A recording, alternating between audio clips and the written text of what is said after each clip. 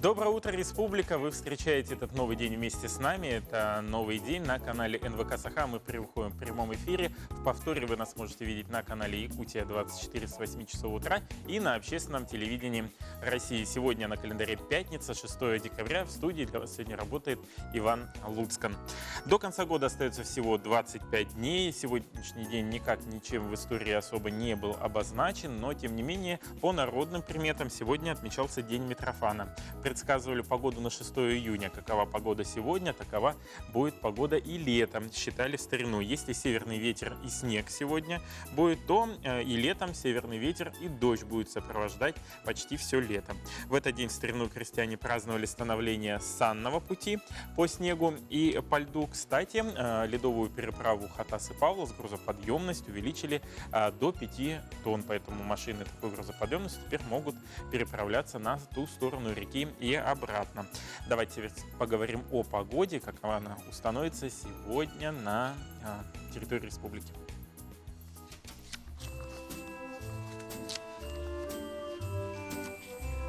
Сегодня, по данным Якутского управления по гидрометеорологии и мониторингу окружающей среды, в центральных Улусах утром минус 32, минус 42, днем минус 32, минус 31, в Заречье минус 35, минус 46 утром, днем минус 33, минус 39, на юге утром минус 24, минус 38, днем минус 22, минус 30, в Вилюйских Улусах минус 22, минус 36, днем минус 23, минус 37, в Нижнеленских минус 39 градусов утром, днем минус 36, минус 46, на западе минус 19, минус 27 утром, днем минус 17, минус 20, в Колымо-Дигирских Улусах минус 22, минус 49 утром, днем минус 15, минус 39, в Янских Улусах минус 42, минус 48, утром, днем минус 27, минус 42, на северо-западе республики минус 36, минус 45 утром, а днем минус 30, минус 44. В Якутске в 6 часов утра температура воздуха была минус 39 градусов.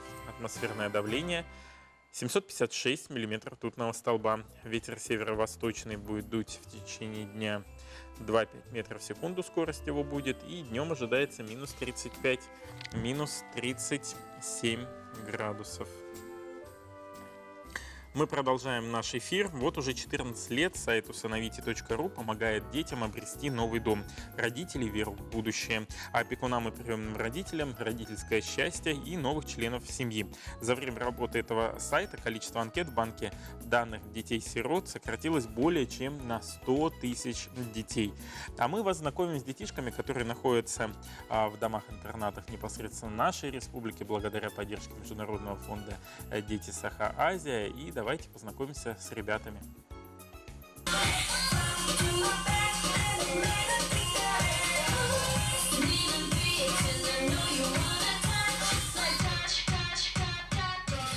Меня зовут Ксюша, мне 13 лет, и я учусь в 6 Б-классе в поселке Мосоголох, в среднеобразовательной школе. Мне нравится учеба, и я хочу, когда вырасту, стать полицией, как бы можно покороче сказать. И мне очень хорошо эта профессия понравилась, когда мне было где-то еще 5 лет. И из-за этого я мечтаю об этом каждый раз. А учусь я в школе, с оценками немного бывают проблемы, но я пытаюсь их исправлять. И я всегда хотела бы, чтобы у меня была какая-нибудь семья. Вот, Ксюш, очень хорошо. А какая семья, о какой семье ты мечтаешь? О доброй, хорошей, всегда, которую можешь поддержать. Ага, Ксюш, а кто будет в твоей семье? Я бы хотела, чтобы там был мой родной брат, это Владик, и я. А Максим, мой самый старший брат, он выпустился, и сейчас он учится. Ага. Ксения, ты забыла 2 важных людей, которые должны быть в любой семье. Это кто? Мама и папа. Вот. А какую бы ты хотела маму? Она бы была красивая, добрая и ласковая. Ксения очень надеется, что все, что она умеет, поможет ей в новой семье. Ксюша у нас приветливая, талантливая девочка. Любит она петь, танцевать, рисовать. Очень общительная, открытая. Открытость Ксении позволяет ей развиваться в разных направлениях. Ксюша занимается года 2. Ей нравится делать видеоролики. На Ютубе у нее есть свой канал. Она добавляет туда видео. В основном делает монтажи про аниматроников. Они ей нравятся. Мы очень надеемся, что Ксения обретет семью. Ие мичере өрүистин кере күн оттутан мелди күндү курду.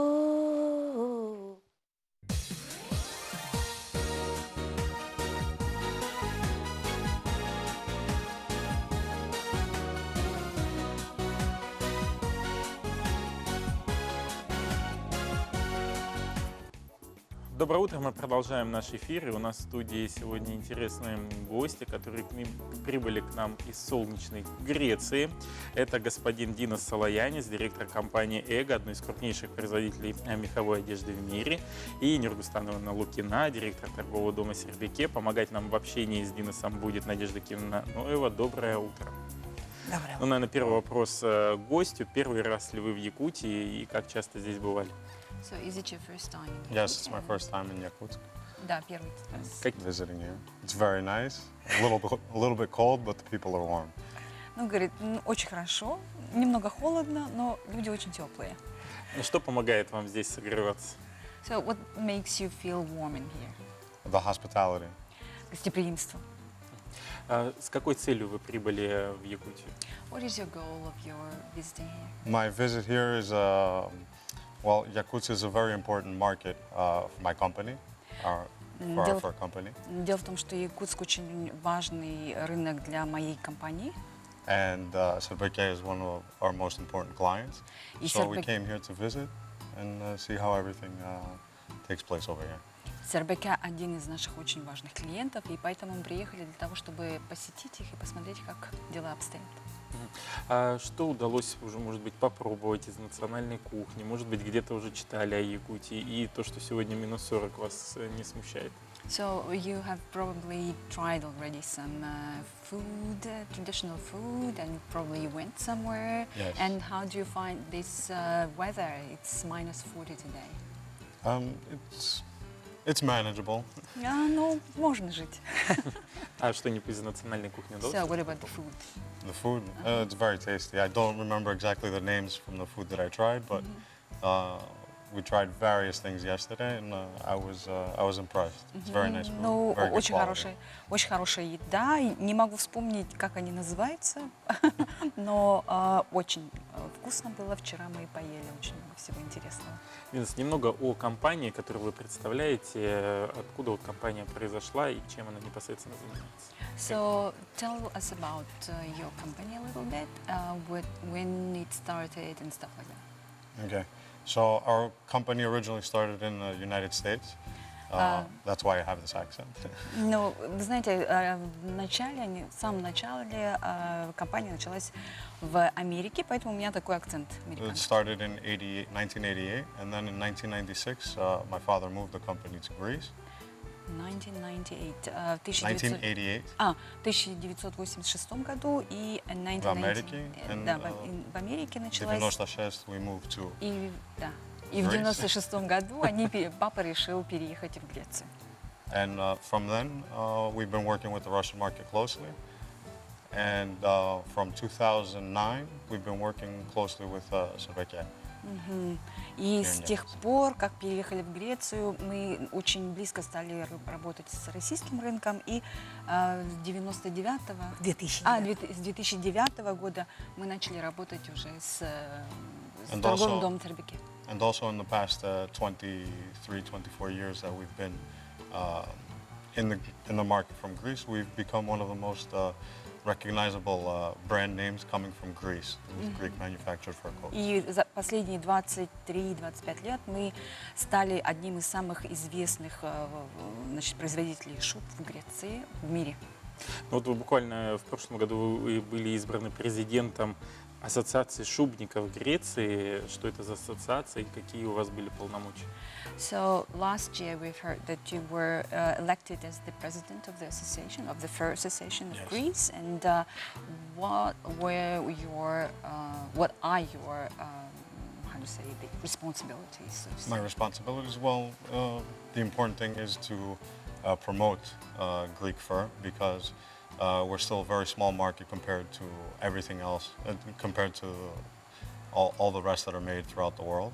So the important thing is to promote Greek furs most of all. Самая основная задача наша это, конечно же, продвижение греческих шуб, греческого меха, потому что, ну, если сравнивать с другими остальными, мы еще не такие большие, но хочется, чтобы мы выросли до больших размеров, скажем так. Because truly we make some of the best garments in the world, and it should be recognized by everybody. И, конечно, мы делаем очень классные меховые изделия, но мы хотим, чтобы наши изделия узнавали по первому взгляду. Динас, ну вот вы достаточно молодой. Есть ли у вас спутница жизни? So you're a very young man, so have you got a wife? No, I don't. Single. Нет. У якутских девушек шанс-то есть? Нет? So do you think the Saha girls, do they have any chance? They're very beautiful, and you always have to keep your eyes open. Ну да, они очень красивые, надо просто смотреть на них. I'm only here for a couple more days, but you never know. Ну я так-то в принципе приехал только на несколько дней, но никогда не знаешь. Вистана Ивановна, у вас вот как раз история торгового дома Сербики насчитывает уже много-много лет. Чем порадуете в ближайшие дни? Но, по идее, я еще хотела добавить по поводу Диноса. На самом деле, он был единственный, самый молодой президент шубной ассоциации. Никогда такого не было. И в данный момент он продолжает быть вице-президентом шубной ассоциации. И вот, то есть, он вошел в историю. Это, скажем так, в Диноса почти вошел, то, что он самый молодой президент шубной ассоциации, который был. Про Сербякен мы хотели бы вам сказать о том, что у нас, благодаря тому, что такой дорогой гость для нас приехал, это, правда, невероятно крупное, невероятно вообще, я не знаю, для нас это событие, что приехал такого уровня компании. Мы делаем очень приятные скидки для наших покупательниц. Тем более вы сами знаете, что с 1 января меняется налогообложение, и те цены, которые в данный момент предложит торговый дом Сербяке, никогда больше, наверное, уже в истории таких цен не будет. Дамам, девушкам нужно торопиться. Во-первых, можно увидеть молодого, красивого, успешного, да, шубника, ну и, конечно, приобрести шубы по невероятно Вот хорошей как раз цене. я вижу на студии вот шубы стоят, они такого интересного цвета. Я так понимаю, это норка, да? Да, это новые тенденции, это вот именно компания «Эго». Шубы, и это вот самые такие последние тенденции цветовых каких-то вещей. Ну и мне очень нравится, что хоть это и модно, но они теплые шубы для наших морозов. А то иногда бывают шубы такие, знаете, Ну да, Да. бывает. бывает. По каким адресам находится торговый дом Сербяке? Где можно- Торговый дом Сербяке находится Октябрьская, 25. Это напротив автовокзала. Это двухэтажное у нас здание, где огромное количество шуб. Ну а также можно в торговом доме Туймада на втором этаже тоже найти наш салон меховой. Динас сам будет представлять эти шубы? Ну да, мы будем его обязательно привозить. То есть мы будем в дневное время, наверное, показывать достопримечательности нашего города Якутска. А вечером мы будем привозить обязательно в Сербяке, чтобы девушки имели шанс познакомиться с таким успешным человеком. Шубы стоят достаточно все равно дорого. Есть ли возможность кредитования? Да, у нас есть рассрочка на 2 года. Кредитование вот у нас есть. Ну, если честно сказать, цены сейчас самые невероятно прекрасные. Это лучшие цены. Вот в России таких цен вы не найдете. Но, если честно говоря, то и в Греции они стоят дороже, чем у нас. Спасибо большое за то, что подошли к нам в студию. Хочется пожелать удачи торговому дому Сербяке, новых интересных коллекций, благодаря поддержке компании «Эго», и пожелать Динасу, может быть, ему в Якутии понравится еще больше, он здесь еще задержится. Спасибо большое. Мы продолжаем. А далее наш эфир продолжит сюжет из Алекминского района. центре села Дапарай появилось новое строение, предмет гордости жителей Кылахского наслега. Тумсюде-те дом объединения. Название дано неспроста, строили его всем наслегом от мала до велика. У каждого свой вклад, главное, от участия никто не отказывался.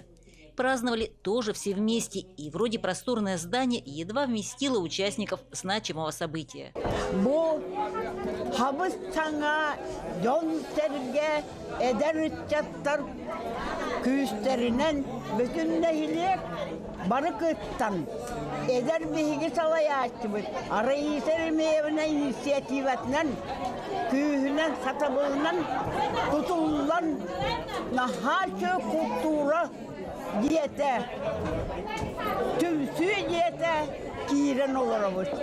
Сегодня сложно вспомнить, кто именно стал инициатором, улыбается Раиса Еремеевна. Но что старшее поколение давно мечтало о своем месте, это точно. Наши ветераны, наши пенсионеры настаивали на том, все каждый раз просили, что где-то, чтобы где им дать какой-то угол, просили. И вот, наконец-то, в этом году, в начале этого года, где-то в январе, феврале, наверное, мы собрались и решили строить вот этот Тумсюде-те. Конечно, все работало от мала до велика, но основную часть все равно на себя взяли молодежь. Я очень благодарна нашим жителям, нашей молодежи, нашим ветеранам, пенсионерам. И вот видели вы сегодня, как 10 класс, 11 класс радуется. Все помогли, никто не остался в стороне.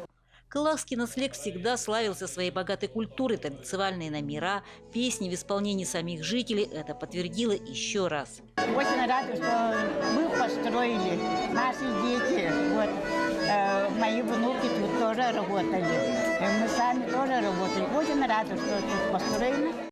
Это великолепное панно тоже итог золотых рук членов клуба «Уран-Тарбах», подарок к открытию и память о острове, откуда переехали кылахцы почти 10 лет назад. И вот наш Кылах, старинная церковь, тут есть школа, старый магазин, вспомнили нашу юность. И вот наша река Лена, как все знаете, тут есть. Плывут пароходы, на берегу гуляют лошади. Здесь нет равнодушных. Наш родной кылахский наслег, с гордостью говорят кылахцы.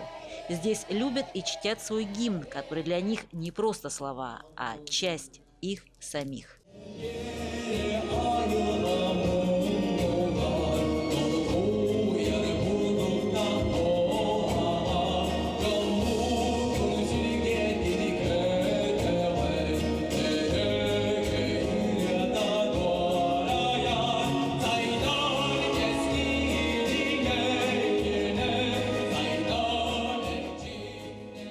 Елена Фаст, Алекминск.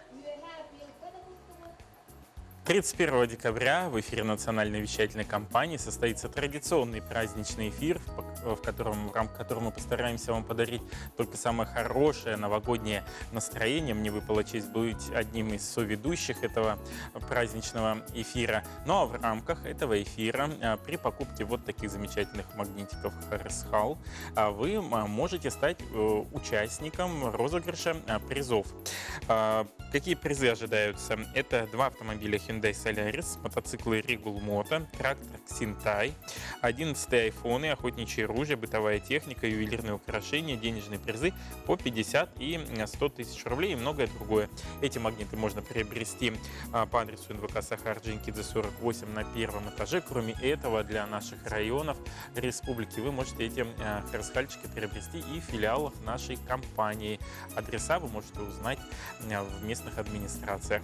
А мы продолжаем. В Якутске в рамках международного фестиваля «Зима начинается с Якутии», который завершился буквально недавно, состоялся гастрономический фестиваль «Вкус Якутии». Что удалось попробовать на данном фестивале и как он вообще проходил, узнаем от Натальи Колесовой. Якутская национальная кухня богата и разнообразна. С давних пор якуты предпочитали конину другому мясу. Жеребятина дает нам силу, вырабатывает иммунитет. Не было бы якутской лошади, не было бы якутов. И блюдо надо готовить с любовью, отмечает повар с опытом Александр Тарабукин. Блюдо нужно делать с любовью. Если вам дано это, у вас есть талант, там, какой-то дар, это очень замечательно. Даже бывает, что люди готовят одно и то же блюдо, да, но абсолютно два разных человека. И получается, что у одного вкуснее, у второго нет. Тепло от души.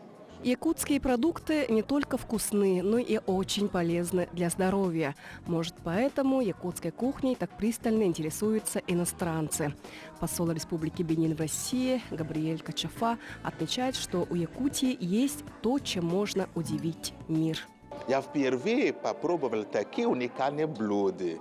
Вот, жеребятина, да, мясо оленина, строганина и так далее. Блюда разные, меню разные. Но единственное, что объединяет все рестораны, это желание показать лучшие традиции, лучшие блюда республики. И я счастлив, что это у них получается. Они пытаются сохранить этничность блюда, которые есть в республике. И это я вам гарантирую, что это может быть очень привлекательно для туристов. Уникальный климат. Набор блюд, которые ни в одной стране вы не найдете. В рамках гастрономического фестиваля «Вкус Якутии» рестораны столицы презентовали лучшие блюда якутской кухни.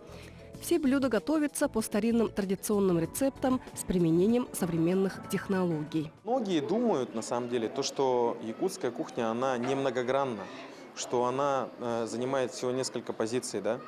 Вот именно по блюдам. Но на самом деле, если взять и окунуться в одну тематику, да, допустим, как мы вот сегодня окунулись в жеребятину, вот, то там на самом деле много для себя можно открыть различных блюд, различных подач и вообще, получается, позиционирование самой лошади вот в республике. Можно даже через это пережить, получается, и показать всю многогранность, получается, вот этого продукта. Жеребятина поистине занимает особое место в рационе народа Саха. Именно поэтому в целях продвижения блюд из этого мяса было принято решение ежегодно в рамках фестиваля проводить День жеребятина. Наталья Колесова, Александр Жуков. Новый день.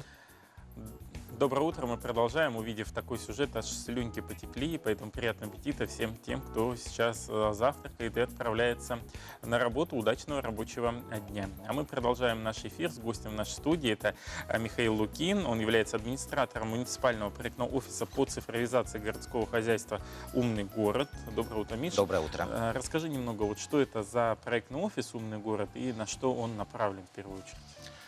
На территории нашего города с 9 апреля нынешнего года реализовывается пилотный проект по цифровизации городского хозяйства «Умный город». Значит, город уже начал, значит, первые шаги по реализации данного проекта. Во-первых, городом была направлена заявка. Мы поучаствовали в конкурсе, значит, который провел Минстрой России.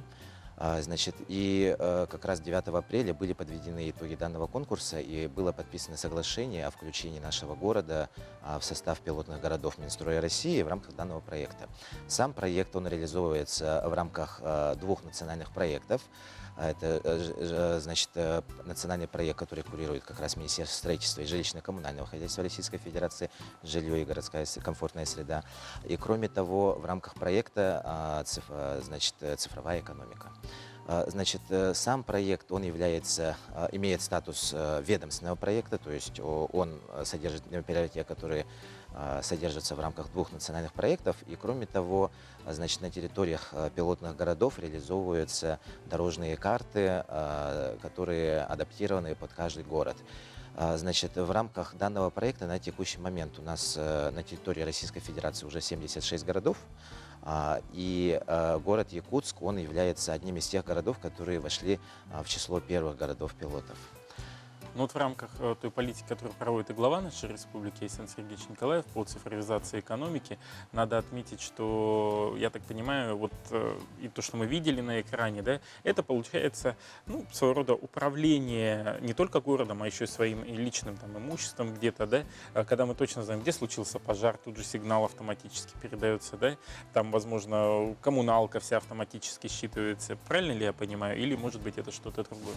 Ну, в рамках данного проекта значит, происходит комплексная цифровизация не только городского хозяйства, но и в целом мы совместно с ресурсоснабжающими организациями, с крупными различными компаниями и с инициативой наших горожан мы проводим именно цифровизацию комплексную. То есть, в первую очередь, оно касается действительно платформы, которая будет управлять нашим городским хозяйством. В планах у нас сейчас совместно с ресурсоснабжающими организациями организация единой платформы, в рамках которой мы будем диспетчеризировать журналы заявок в ресурсоснабжающих организациях. Кроме того, мы планируем, значит, добавить, разработать и внедрить новые сервисы для горожан. Уже по 11 направлениям нашей дорожной карты мы организовали работу нашего проектного офиса, организован республиканский проектный офис по нашему проекту, а также сформирован муниципальный проектный офис. Значит, в состав данных офисов включены не только сотрудники окружной администрации, органов исполнительной власти, но также представители ресурсоснабжающих организаций и других заинтересованных сторон. Ну, буквально недавно состоялся как раз-таки форум «Умный город», площадка, которую выступил парк «Россия. Моя история». Что обсуждали на форуме? Возможно, какие-то подписанные есть соглашения, и что это даст конкретно каждому жителю города? Ну, в первую очередь хочу отметить, что данный форум проведен Минстроем России совместно с правительством Республики Саха-Якутия по инициативе окружной администрации города Якутска. Он был запланирован, то есть идея проведения форума возникла еще в апреле нынешнего текущего года. Подготовка его заняла более 7 месяцев, и как раз на прошлой неделе он состоялся 27 и 28 ноября. В нем у нас принял участие министр строительства и жилищно-коммунального хозяйства Российской Федерации Владимир Владимирович Якушев, сотрудники Минстроя, их приехало более 10 человек. Также на форуме было подписано соглашение о включении города Южно-Сахалинск в список пилотных городов Минстроя России по проекту «Умный город». Южно-Сахалинск после города Якутска стал вторым городом в Дальневосточном федеральном округе, который функционирует в рамках данного проекта. Кроме того, значит, так как форум проводился 2 дня, первый день он был более такой федеральный, а второй день мы уже на уровне муниципалитета провели собственное тоже мероприятие между городским округом и город Якутск и ПАО «Сбербанк», Восток Энергосервисом, с ПАО МТС и другими организациями были подписаны соглашения о сотрудничестве и взаимодействии в рамках реализации данного проекта. Но это не означает, что именно будут какие-то услуги заказываться с участием данных организаций. Значит, в рамках данного проекта мы проведем взаимные консультации, разработаем дополнение к нашей дорожной карте, актуализируем ее. И я думаю, что уже с учетом их экспертной поддержки мы значительно расширим тот функционал, который сейчас у нас есть. Ну и кроме того, в рамках данного проекта мы будем, значит, проводить работу с муниципальными нашими услугами. На текущий момент у нас зарегистрировано 75 муниципальных услуг и 33 услуги оказываются на базе многофункционального центра «Мои документы». На текущий момент перед нами стоит задача не только оцифровать, но и оптимизировать сроки предоставления услуг, ну и перечень необходимых документов. Спасибо, Михаил, что подошел к нам в студию, рассказал о классном проекте. Я надеюсь, что он в ближайшие сроки будет реализован и позволит облегчить жизнь горожанам, потому что будет все динамичнее, дистанционнее и гораздо быстрее. Сейчас мы прервемся на короткую паузу. Далее мы продолжим. Оставайтесь вместе с нами, вместе с каналом НВК Саха и программой «Новый день».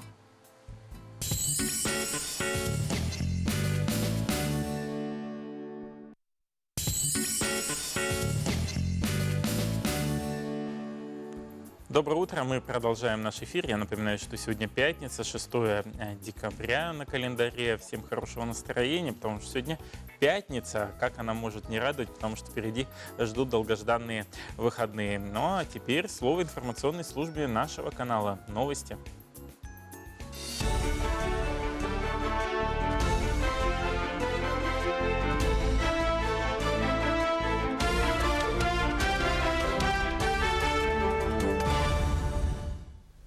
Здравствуйте! В прямом эфире новости, в студии Андрей Погорелов с информацией к началу дня. Грузоподъемность на ледовой переправе Хатасы-Павловск увеличена до 5 тонн, передает пресс-служба Минтранса региона. Ранее сотрудники Управления автомобильных дорог Якутии совместно с инспекторами ГИМС провели обследование льда. Минимальная толщина на сегодняшний день составляет 48 сантиметров. Проезд разрешен для транспортных средств массой до 5 тонн, говорится в сообщении. Онкологи Якутии отправились в арктические районы для осмотра населения и диагностики на ранней стадии предраковых и раковых заболеваний. В республиканском ведомстве пояснили, что перед здравоохранением стоят задачи оказания качественной и доступной медицинской помощи населению этих территорий. Сегодня для развития арктической зоны делается много. Разрабатываются нормативные акты, программы развития, направленные на реальное улучшение жизни северян и коренных народов. Первая медицинская бригада из 3 врачей выехала в Верхнекалымский район. Тем временем в Амге прошел практикоориентированный семинар для учителей, логопедов и родителей, целью которого является показать важность участия семьи в логопедической работе, привлечь внимание родителей к формированию единого понимания целей и задач, средств и методов воспитания детей. Также на семинаре логопеды провели мастер-классы для родителей по артикуляционной гимнастике и дали ответы на интересующие вопросы.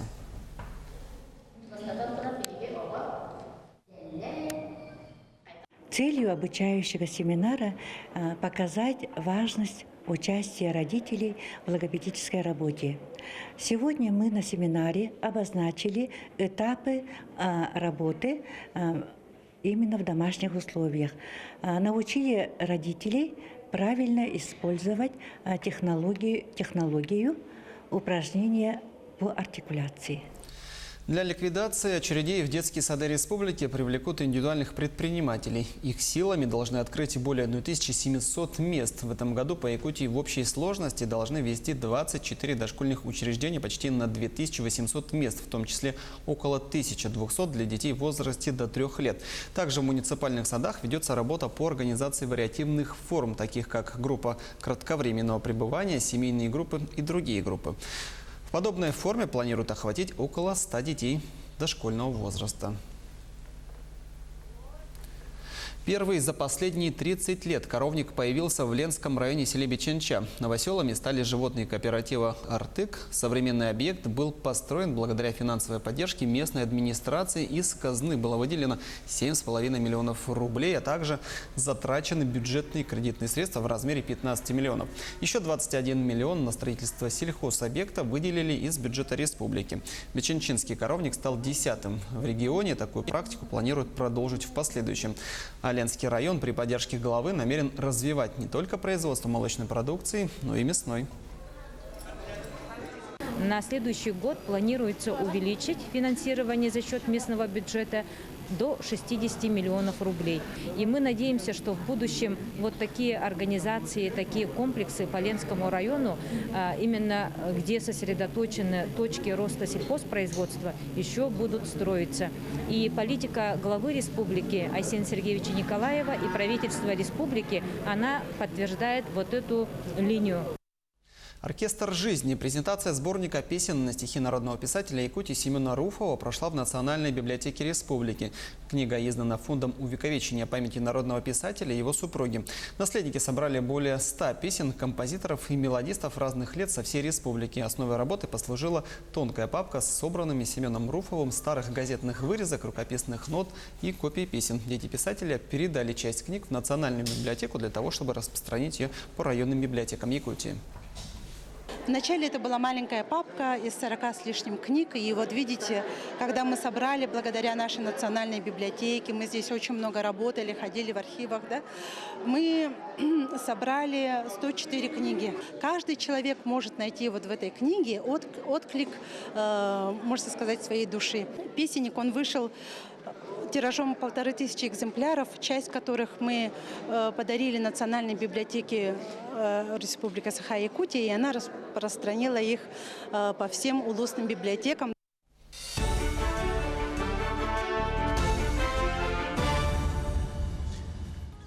Доброе утро, мы продолжаем наш эфир. И вот к нам поступило сообщение по Инстаграму нашего любимого сына, брата, внука Дмитрия Васильева.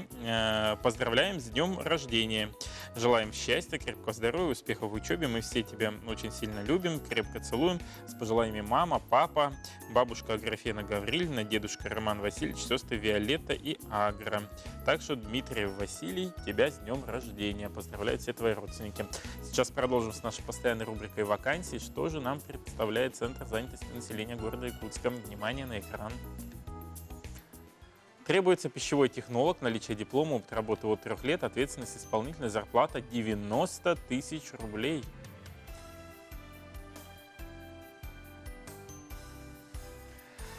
Токарь требуется наличие диплома, опыт работы от 3 лет, ответственность исполнительная, зарплата от 40 тысяч рублей.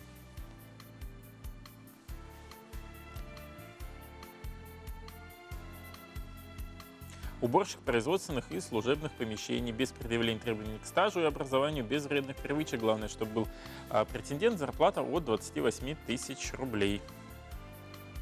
Вот как раз требуется, видим, специальности рабочей направленности, и в этом активно помогает WorldSkills, то направление, которое активно формирует компетенции, навыки у нашей молодежи. Об этом мы поговорим с гостями в нашей студии. Это Конечников Иннокентий Афанасьевич, руководитель регионального координационного центра WorldSkills в Республике Саха-Якутия. Доброе утро. Доброе утро. И студент Якутского промышленного техникума имени Десяткина Нучин Дмитрий. Он занял 1 место по компетенции сварочной технологии как раз на чемпионате регионального WorldSkills. Доброе утро, Дима. Доброе утро. Ну, первый вопрос, наверное, к вам. По сравнению с прошлогодними региональными чемпионатами, есть ли какое-то отличие текущего, который вот стартовал 25 ноября? Ну, есть самое большое отличие этого чемпионата, который в этом году мы уже 2-й раз проводим этот чемпионат, потому что 7-й мы проводили в феврале месяце, вот, и этот в ноябре месяце, 8-й получается чемпионат. Сроки передвинулись, то есть, да, очень на 3-4 месяца вперед с той целью, чтобы увидеть, узнать наших чемпионов и их лучше подготовить к национальному финалу. До этого им еще предстоит вот после этих открытого регионального чемпионата пройти еще дополнительные отборочные соревнования. Только если они это сито пройдут, то они имеют право участвовать в национальном финале, который будет проходить в Кемеровской области, в городе Новокузнецк, вот, в июле месяце следующего 2020 года. Наша цель как можно больше, чтобы наша команда туда попала и как можно лучше участвовала. Ну, это как спорт получается, вот, по профессиям, да. Для нас это как наша Олимпиада для профессионалов. Сколько в этой Олимпиаде, скажем так, да, направлений?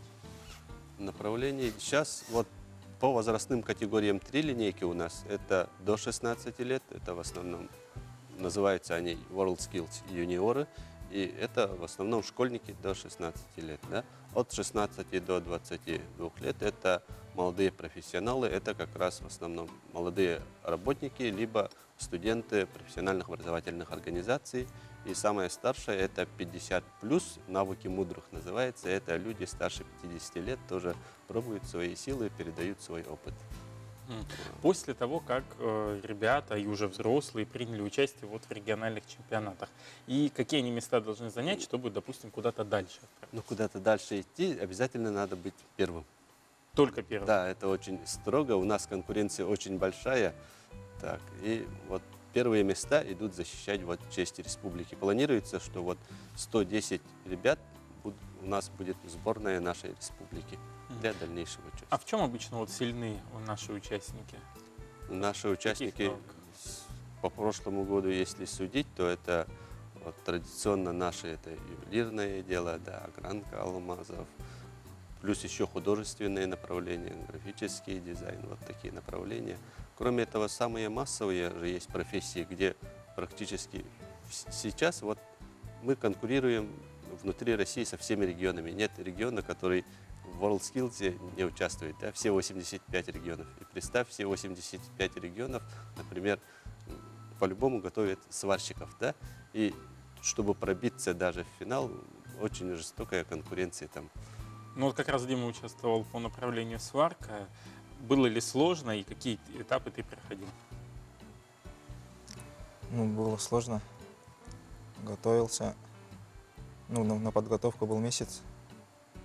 И Вот что надо сделать? Какое было задание? ну, первое задание там было первый модуль. Состыковать детали. И еще труба под 45 градусов. И второй модуль, вот, сосуд. Давалось сборку сосудов второго 9 часов. Ну и все. 9 часов, то есть, получается, ты с утра до вечера его собирал? Или 9 Да. часов в целом, там несколько дней, по сколько-то часов? Или прямо вот в один день надо было все успеть? Ну, первый модуль, в общем, давалось 5 часов. Я его собрал за 4. И за оставшееся время я начал собирать второй модуль за час. И остальное вот 9 часов на сваривание второй детали. А вот Это что модуль. оценивают в первую очередь жюри? Качество шва, там, каким он должен быть? Ну, там проверяют, катят шва и провар. Ну и нет там еще вот подрезов. Ну и все. А что тебе дает участие в WorldSkills самому? Ну, умение и Может, кто-то тренером был, может, кто-то наставником был. Кого, может, поблагодарить хочешь? ну, наставников было оба. Ну, это первый Денис Михайлович, куратор, готовил с первого курса. Потом второй курс уже вот Федор Викторович готовил к WorldSkills мирно. И все. Вот, товарищи работодатели, перед вами человек, который занял первое место в сварочном деле. Лучший сварщик, получается, по республике, Да, среди лучший сварщик молодежи. республики. Поэтому вот такие кадры надо забирать. Спасибо большое, что вы подошли к нам в студию. Хочется пожелать WorldSkills Russia, чтобы мы все-таки заняли больше первых мест, и команда Якутии достойно себя представила уже на нашем всероссийском чемпионате по WorldSkills. Успехов! Сейчас мы прервемся на короткую паузу, и далее мы продолжим. Оставайтесь с нами на канале НВК Саха. Напомню, наш студийный номер 8 914 279 22 62. Отправляйте свои WhatsApp-сообщения, постараюсь их зачитать.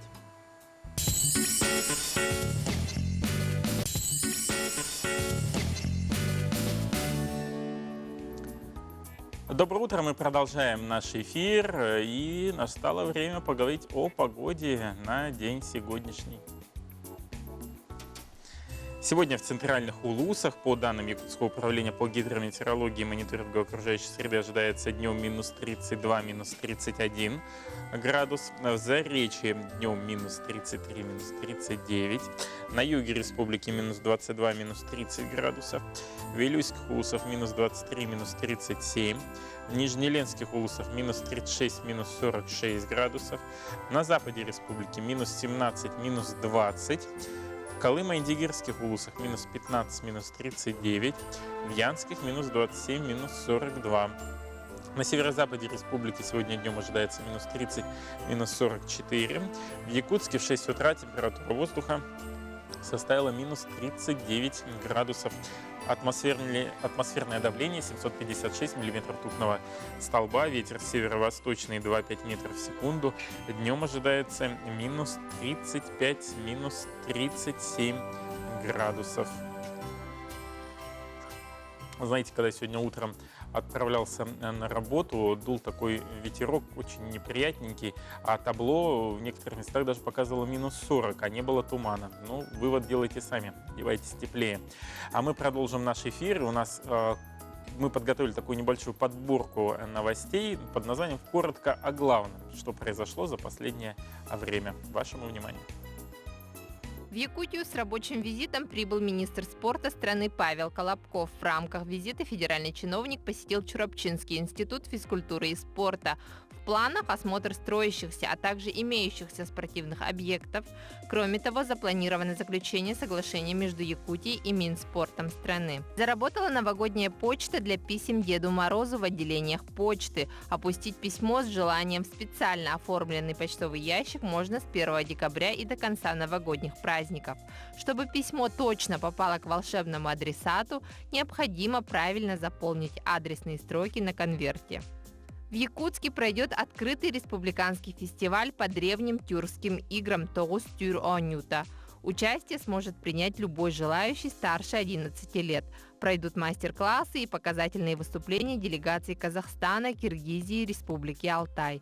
Будут проведены соревнования по играм 4 народов. 4 декабря более 8 тысяч выпускников школ Якутии написали итоговое сочинение по русскому языку. Это допуск к государственной итоговой аттестации.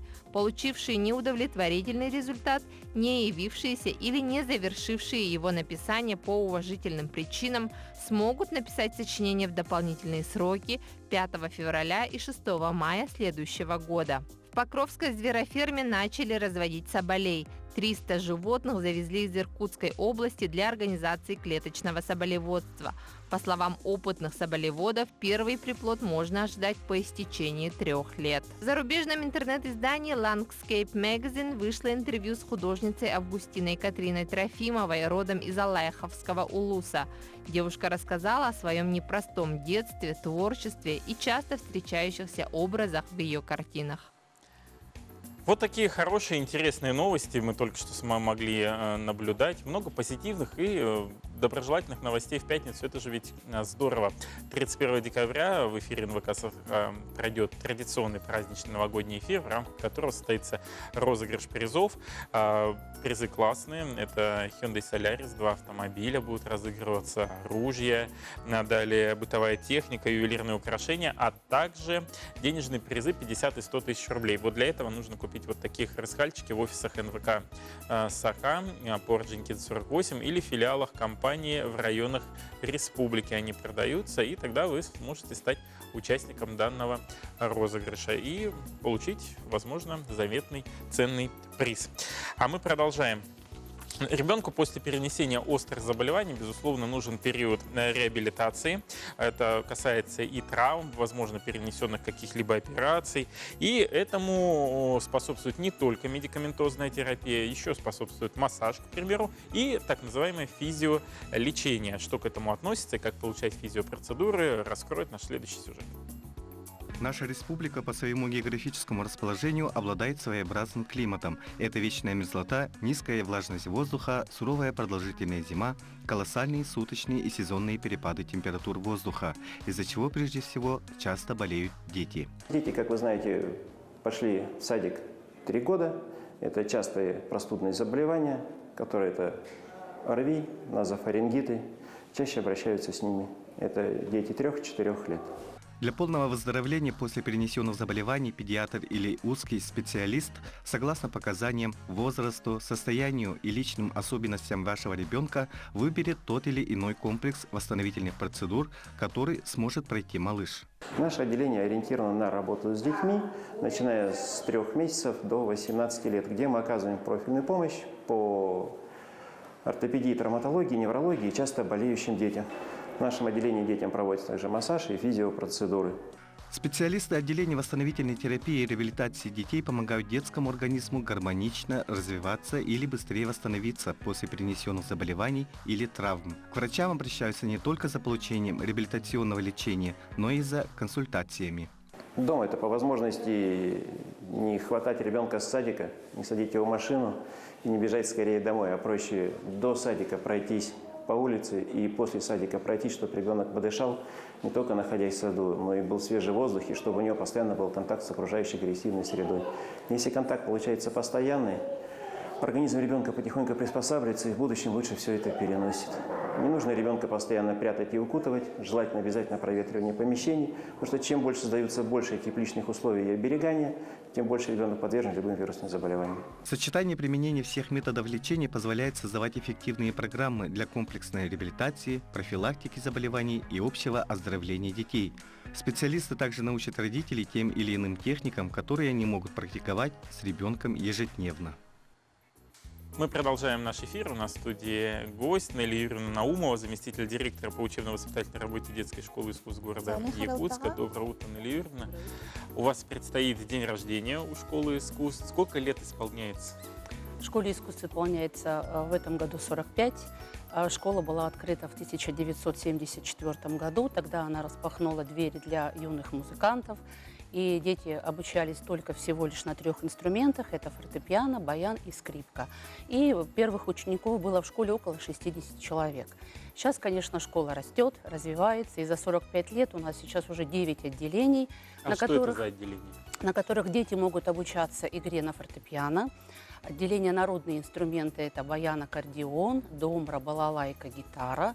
Отделение духовые инструменты – труба, саксофон, кларнет, флейта. Отделение струнные инструменты, скрипка, виолончель. Ну а также дети обучаются игре на народных инструментах. Есть такое отделение музыкальный фольклор, это кырымпа, скрипка. Изучают истоки, значит, якутской нашей фольклорного культуры народа. Также дети познают азы хорового пения. Более старших привлекает клавишный синтезатор, эстрадная гитара, эстрадный вокал. Вот. И также очень много желающих учиться на хореографическом отделении и на отделении искусства театра.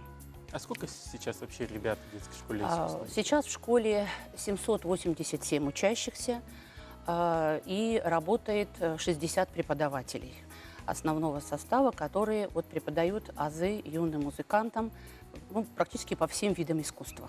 Есть ли уже какие-то достижения у ребят, которые прошли обучение или сейчас обучаются непосредственно? Да, конечно. Дети ежегодно принимают участие в международных конкурсах, всероссийских, республиканских, зональных, выезжают за пределы республики.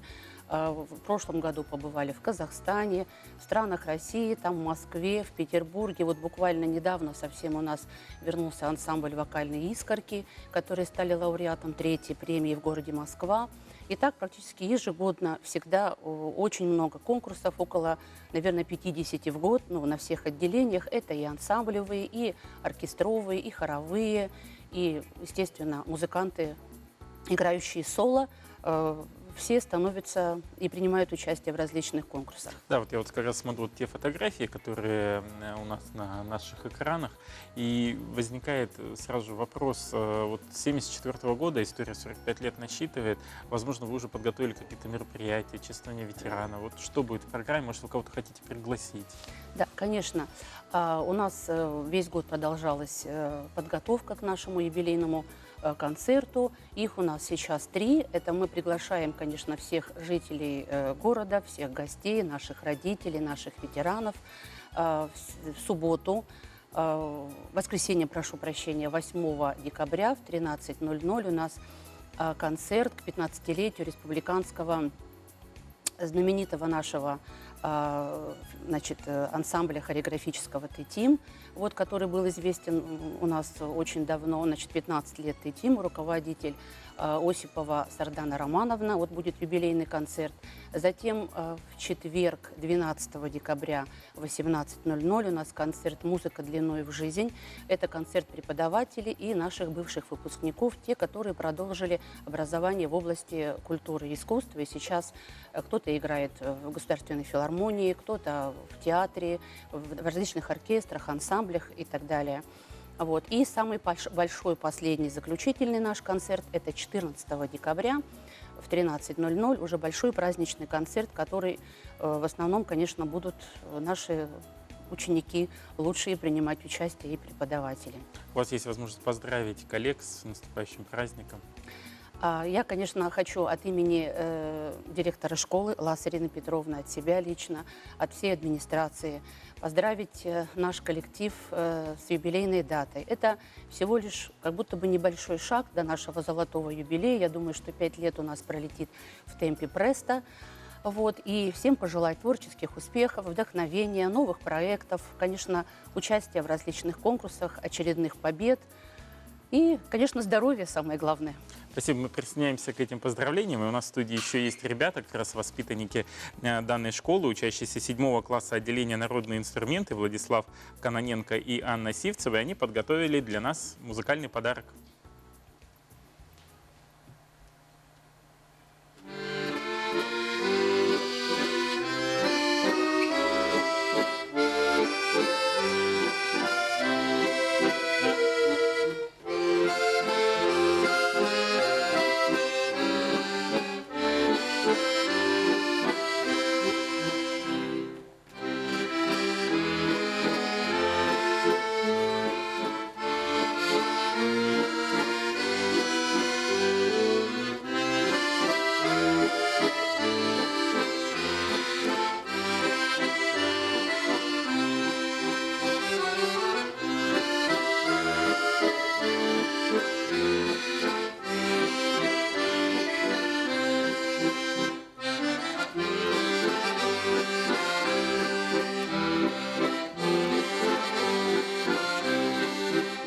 На этом мы с вами прощаемся. Всего вам самого доброго и отличного настроения и выходных. Пока-пока.